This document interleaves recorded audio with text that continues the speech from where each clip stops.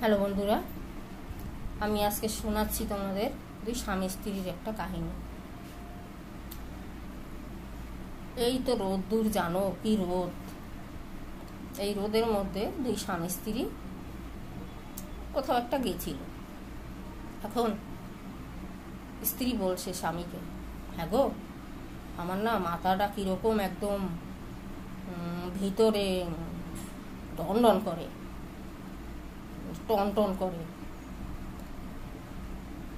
এখন স্বামী বলছে, হ্যাঁ তাই হতেও পারে।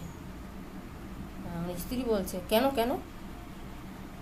বলে, মনে হয় তোমার মাথার মধ্যে কাঁসা পিতলের দোকান আছে, তাই টন টন টন টন করে।